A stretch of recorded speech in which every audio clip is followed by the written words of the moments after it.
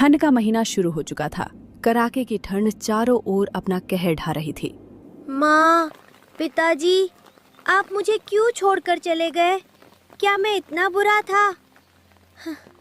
गांव के लोग मुझे अनाथ और बेसहारा कहकर बुलाते हैं। कोई मुझे प्यार से नहीं देखता। सब कहते हैं कि मैं वही बच्चा हूँ जिसने पैदा होते ही अपने माँ बाप को मार दिया। लेकिन इसमें मेरी क्या गलती थी पिताजी? क्या किसी बच्चे का जन्म लेना भी गुनाह होता है? राजू सीधा राशन की दुकान पर पहुंचता है। साहब, अगर दुकान पर कोई भी काम हो तो मुझे दे दीजिए। झाड़ू पोछा, बोरी उठाना, दुकान की सफाई, जो कहेंगे मैं कर लूंगा। बस 2 वक्त की रोटी मिल जाए। चल वे भिखारी, तेरे जैसे को मैं अपनी दुकान पर रखूं? तू तो पैदा होते ही अपने माँ बाप को खा गया। तुझे यहाँ रख लिया तो पता नहीं कहीं मैं भी ना मर जाऊं। साहब, ऐसा मत बोलिए। इसमें मेरी क्या गलती थी? एक दिन मेरा भी आपसे बड़ा ढाबा होगा। बस आज मुझे थोड़ा सहारा चाहिए। मेहनत मैं खुद कर लूंगा, भीख नहीं मांग रहा। राजू की बात सुनकर दुकानदार को और गुस्सा आ गया। अरे वाह, भिखारी बोलेगा मेहनत की बात। ले, ये पैसे पकड़, इन्हें उठा और अपना काम शुरू कर दे। मैं भी देखूंगा कि तू मेहनत करके इंसान कैसे बनता है और ढाबा कैसे खोलता है। आज सब मुझे भिखारी समझ रहे हैं, लेकिन एक दिन यही लोग मेरी मेहनत के आगे सिर झुकाएंगे। राजू वहां से चला गया।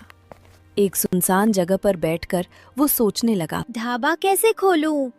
हाँ, मेरे पास ना जमीन है, ना चूल्हा, ना बर्तन, लेकिन मेरे पास हिम्मत है। पीछे पड़े कूड़े के ढेर में उसकी नजर गई। उसने वहां से मिट्टी इकट्ठा की, टूटे फूटे सामान निकाले और अपनी मेहनत से एक छोटा सा मिट्टी का चूल्हा बना डाला। जो थोड़े पैसे उसके पास थे उनसे वो थोड़ा सा राशन ले आया और मिट्टी के उसी चूल्हे पर जब उसने खाना चढ़ाया तो धुएं के साथ साथ उसकी आंखों में सपने भी उठने लगे। थोड़ी देर में खुशबू दूर दूर तक फैल गई। तभी गांव का जाना माना अमीर सेठ उधर से गुजर रहा था। खुशबू ने उसके कदम रोक लिए। अरे बेटा, जरा रुक। तू ये क्या बना रहा है? खुशबू तो किसी बड़े ढाबे से भी बढ़कर आ रही है। साहब, ये खाना मैंने अपनी मेहनत से बनाया है। कुछ खास मसाले डाले हैं। अगर आप चाहें तो चक्कर देख लीजिए। सेठ ने एक कौर लिया, फिर दूसरा और फिर पूरा कटोरा खाली कर दिया। उसकी आंखें फैल गईं। अरे बेटा, ऐसा स्वाद तो मैंने बड़ी बड़ी दावतों में भी नहीं चखा। हमारे गांव का जो मशहूर ढाबा है उससे भी ज्यादा स्वादिष्ट है ये खाना। इतने में पास के ढाबे का मालिक ये सब देख रहा था। उसके अंदर जलन की आग भड़क उठी। वो गुस्से में दौड़ता हुआ आया। अरे ओ भिखारी, तूने मुझसे पैसे लिए और मेरे ढाबे के सामने ही खाना बनाना शुरू कर दिया। अभी तेरी कराही फेंक देता हूं। खबरदार, ज्यादा होशियारी मत दिखा। बच्चे का खाना क्यों फेंकेगा? उसने अपनी मेहनत से बनाया है। ये सब मेरे पैसों का है। मैं फेंकूं या बेचूं, मेरी मर्जी। अच्छा बता, तेरे कितने पैसे हैं? मैं देता हूं, लेकिन याद रख, मैं सिर्फ पैसे नहीं दूंगा, प्रॉफिट भी दूंगा। 200 रुपए चाहिए। क्योंकि मुझे नुकसान भी हुआ है। अमीर सेठ ने बिना सोचे जेब से पैसे निकाले और उसके हाथ में थमा दिए। ले, 200 रुपए। अब यहां से दफा हो जा। मेहनत करने वालों के रास्ते में रोड़े मत अटकाया कर। ढाबे वाला पैसे लेकर गुस्से में वहां से चला गया। राजू की आंखें भर आईं। साहब, आपने मेरी बहुत बड़ी मदद कर दी। ये एहसान मैं जिंदगी भर नहीं भूलूंगा। एहसान नहीं बेटा, ये तेरी मेहनत की जीत है। याद रखना, जो दिल से खाना बनाता है उसका ढाबा जरूर चलता है। सारा खाना बिक चुका था। बर्तन खाली थे, कराही ठंडी पड़ चुकी थी और वहां की भीड़ भी छट गई थी। ठंडी हवा हड्डियों तक चुभ रही थी। वो मिट्टी के चूल्हे के पास सिमट कर बैठ गया। पिताजी, आज सब लोग अपने अपने घरों में आग जलाकर बैठे होंगे। माँ, सबके पास कोई ना कोई होगा, लेकिन मैं ही हूँ जो इस ठंड में अकेला बैठा हूँ। कोई मुझे अपने घर में नहीं सुलाएगा, क्योंकि सब जानते हैं कि मैं अनाथ हूँ। उसकी आवाज भर्रा गई। तभी दूर से लकड़ियों का गट्ठर उठाए एक बुढ़िया आती दिखाई दी। ठंड से कांपते कदम, झुकी हुई कमर और सूखा चेहरा। अरे बेटा, अगर थोड़ा सा खाना मिल जाए तो दे देना, बहुत भूखी हूँ और प्यास भी बहुत लगी है। क्यों नहीं माँ जी, ये लीजिए, आराम से खाइए। बुढ़िया ने कांपते हाथों से खाना खाया। 2 कौर लेते ही उसकी आंखों में चमक आ गई। अरे बेटा, ऐसा स्वाद तो मैंने बरसों में नहीं खाया। भगवान तुझे बहुत आगे ले जाए। फिर उसने खाली थाल राजू की तरफ बढ़ाते हुए पूछा, लेकिन बेटा, अब तू क्या खाएगा? तेरे लिए तो कुछ बचा ही नहीं। नहीं माँ जी, आप मुझे बस आशीर्वाद दे दीजिए, वही मेरे लिए बहुत है। वैसे भी मैंने खाना पहले ही खा लिया था। मुझे पता है बेटा, तू झूठ बोल रहा है, लेकिन तेरा दिल बहुत सच्चा है। उसने अपने सिर से लकड़ियों का गट्ठर उतारा और राजू की ओर बढ़ा दिया। ये ले, लकड़ियां रख ले, इस ठंड में ये आग तेरा साथ देगी। राजू ने उन लकड़ियों में आग जलाई। आग की लपटें उठीं तो जैसे उसके दिल की ठंड भी कुछ कम हो गई। वो आग के सामने हाथ सेंकते हुए आसमान की ओर देखने लगा। माँ, पिताजी, आज मुझे बहुत तेज भूख लगी है, लेकिन ये खाना मैंने उस माँ को दे दिया, क्योंकि मुझे पता है जब इंसान को जरूरत होती है और कोई मदद नहीं करता तो दिल कितना टूटता है। ठंड अब और तेज हो चुकी थी। हवा ऐसे लग रही थी जैसे शरीर को चीरती हुई निकल जाए। राजू आग के पास सिमटा बैठा था। तभी आग की लौ देखकर एक बुजुर्ग इंसान धीरे धीरे उसके पास आया। बेटा, अगर तेरे पास कुछ खाने को हो तो मुझे दे दे। मैं दूसरे गांव से पैदल आया हूँ, बहुत भूखा हूँ। नहीं चाचा, मेरे पास खाने को तो कुछ नहीं है, लेकिन ये पैसे रख लीजिए, इससे आप कहीं और जाकर खाना खा लेना। लेकिन बेटा, अब तो तेरे पास कुछ भी नहीं बचेगा। कोई बात नहीं चाचा, आप भूखे मत रहिए, बस यही काफी है। बेटा, भगवान तुझे कभी भूखा नहीं रखेगा, तू बहुत नेक दिल है। अगली सुबह हुई। अब राजू के सामने खाली पतीला था। न पैसे थे, न राशन लाने का इंतजाम। वो पतीले को देखे जा रहा था। तभी दूर से गांव का वही अमीर इंसान अपने एक दोस्त के साथ आता दिखाई दिया। अरे भाइयों, जिसकी मैं बात कर रहा था वही है ये राजू। इसके हाथ में बहुत बड़ा जादू है। अरे राजू, चल इनके लिए भी एक एक प्लेट अपना स्वादिष्ट खाना लगा दे। साहब, मेरे पास ना तो खाना है, ना ही राशन लाने के पैसे। अरे पगले, चिंता क्यों करता है? ये ले पैसे, जल्दी से राशन लेकर आ और अपना जादू दिखा। राजू तुरंत बाजार गया, राशन लाया और पूरे मन से खाना बनाने लगा। थोड़ी ही देर में खुशबू फिर से फैल गई। खाना बनाकर उसने दोनों के सामने परोस दिया। दोनों ने जैसे ही पहला कौर खाया, एक दूसरे की तरफ देखने लगे।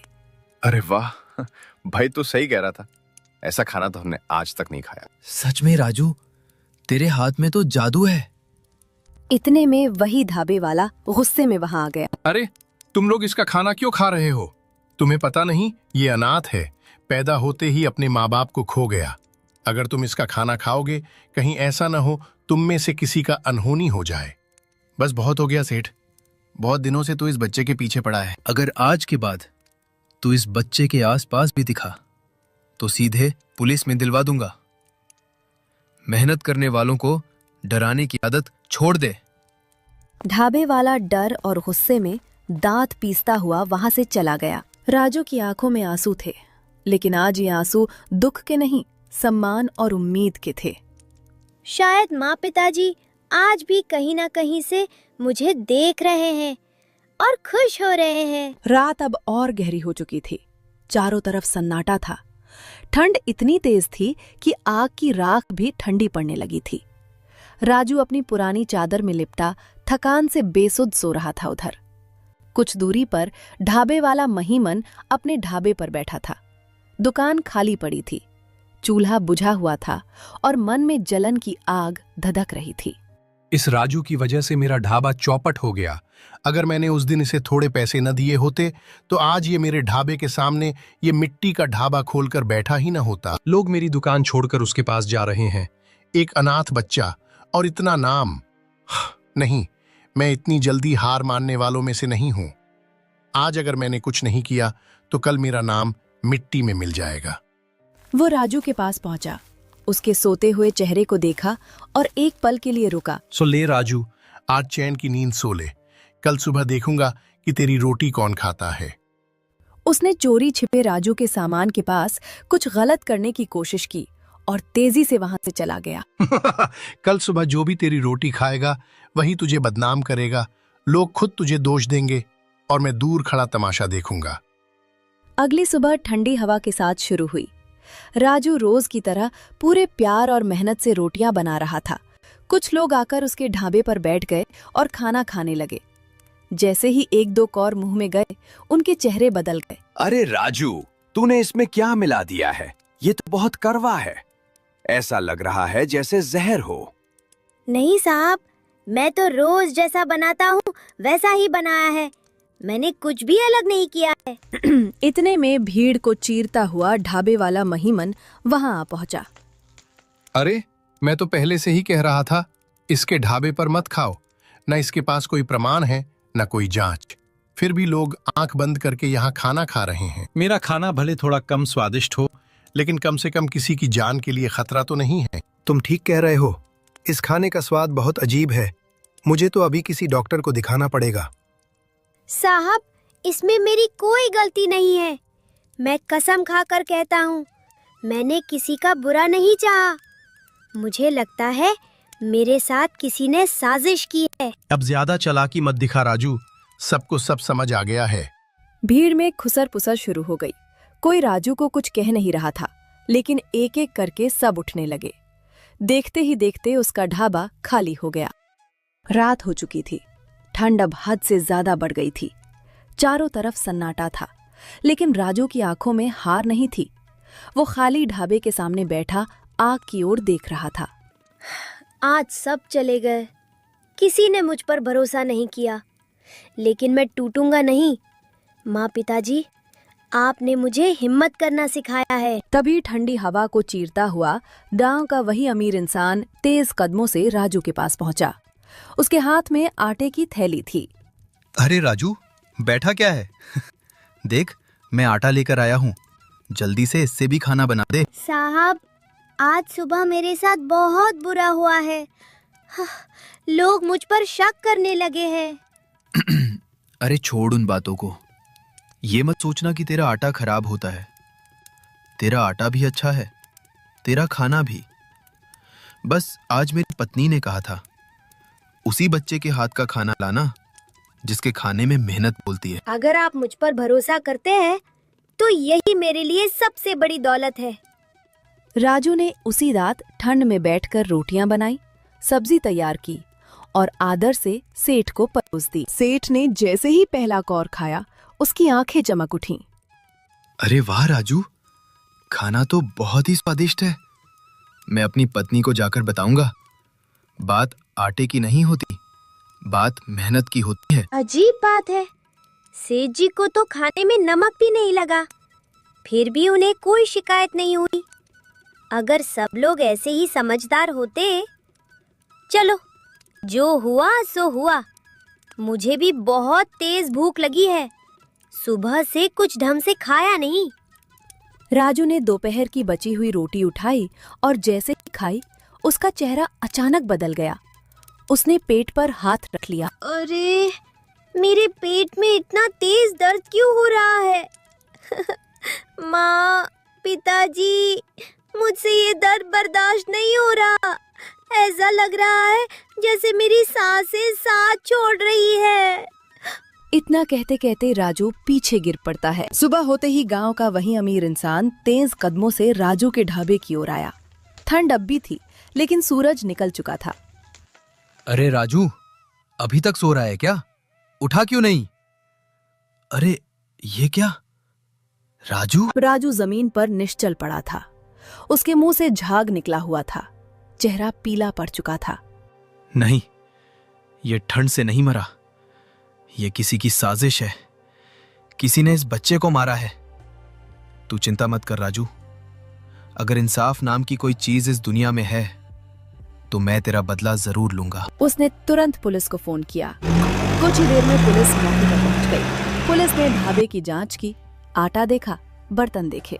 ये साफ है, आटे में किसी ने जानबूझकर गड़बड़ी की है, ये हादसा नहीं है।